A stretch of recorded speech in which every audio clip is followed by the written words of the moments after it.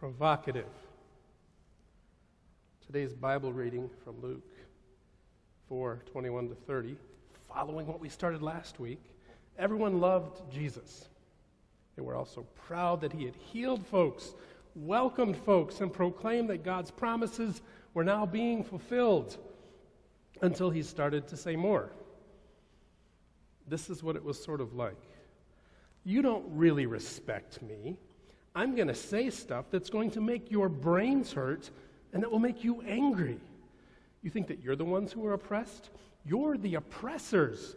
You don't get it. Just because there are people being healed and there's a whole bunch of people following me, it doesn't mean that you're going to somehow become rich or powerful. Quit thinking of yourselves and notice that I'm talking about God's good news for the whole world. You may be wondering, where did I get that "you're the oppressors" stuff? Well, when he talked about Elijah and a severe famine, Jesus said that Elijah was sent only to a widow at Zarephath at Sidon. When he talked about Elisha and the many lepers, Jesus said that only Naaman the Syrian was cleansed. Zarephath and Sidon and Syria. The people in the temple might have cringed at the sound of those places. God's chosen people didn't think that the dogs should have any of what God had promised them. But Jesus reminded them that God's promises were for everyone, not just the ones who thought that they were in the club by birthright. It's interesting that in two other Gospels, Matthew and Mark, Jesus had to be reminded of this by a Syrophoenician woman. He was hiding out and resting, and a woman asked him to heal her daughter, and Jesus said it wasn't fair to give the children's food to the dogs. And the woman told Jesus right back, even the dogs under the table get the children's crumbs. The Gospel of Luke has Jesus knowing this already. In Matthew and in Mark, he had to learn it from a woman. Jesus came for everyone, not just the people who think they're the important ones. And the crowd that Jesus was talked to that crowd, Gentiles were out of the club. God was going to get them and give all the power back to the children of Israel. So the people of the temple were the oppressors. They didn't like hearing it. Anyone who heard harsh words similar to that from someone they thought was going to let them reap some rewards might get angry. They did. They tried to push him off the edge of a cliff. But here's where I want to spend some extra time today. Maybe, if even for a moment, they started to understand what he was trying to say. But he passed through the midst of them and went on his way. Throughout my life, I've heard different takes on this part here. Some want to make it into a Jesus became untouchable, or Jesus passed through them as if they were just air, or Jesus raised his arms and calmed the storm of people.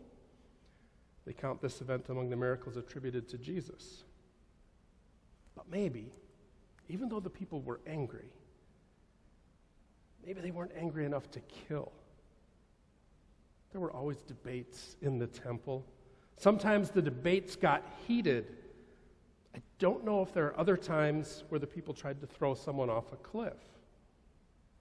But maybe somebody got the attention of the crowd and said, "Wait, what are we doing? Are we going to kill this teacher because we don't like what he said? Are we going to kill this teacher because he's not going to do magic for us? Are we going to kill this child of Nazareth because he's not giving us license to gain power and wealth because we knew him when he was just a kid?" Maybe they all took a deep breath, thought about Jesus' message of good news being for everyone, and watched thoughtfully as he walked away. Or maybe Jesus had just done a mic drop